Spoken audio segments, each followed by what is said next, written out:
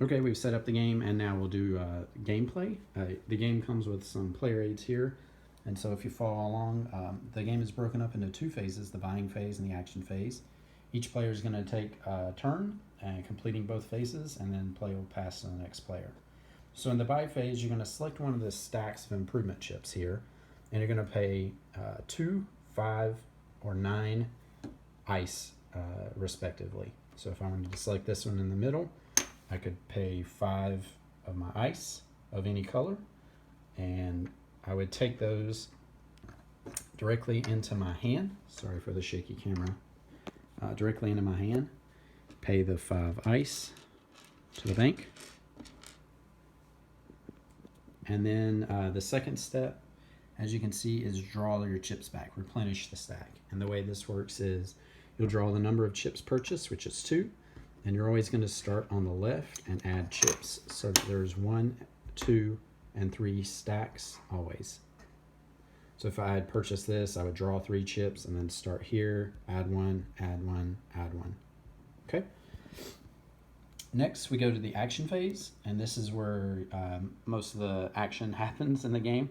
It's very simple. You take one action, usually playing one chip, and then you have a couple optional actions. So, for this example, I would play this.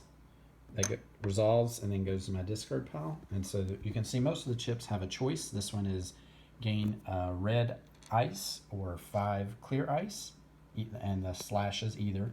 And then each player would draw one. So I could gain a red ice, and then each player would draw 1 chip. Second player also draws a chip. Okay, and then there's some optional things you can do. You can discard 2 snow to play another chip. Normally you only get 1 action, but you can discard 2 snow from your hand. So I'll discard these 2 snow to my discard pile. When chips are discarded, they're discarded face up to the discard pile. And then that allowed me to play another chip. Normally only play 1. This allows me to play another one. This one lets me get a clear ice and draw 2. So I draw 2 chips.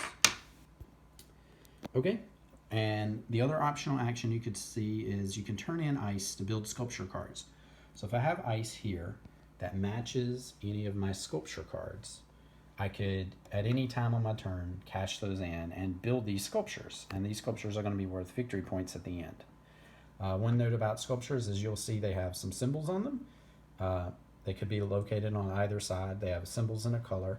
If I can match, when I build sculptures, if I can match those up, each matching set is worth a 3-point bonus at the end of the game. So I don't have enough ice that I could cash in versus any of these sculpture cards, so I can't take that optional action this round. Last thing you do on every round is at the very bottom, you draw or discard down to or up to exactly 4 chips in hand. You can see I have 4 chips in hand now, so I would be done. I'll show you one thing. If I did not have this snow, let's say I have only 3 chips and my stack is empty and I would need to draw for my snack. Instead of shuffling, I just take the discard pile and I flip it over. So that does a couple things. There's no shuffling in Ice Carvers, even though it's a deck building style game.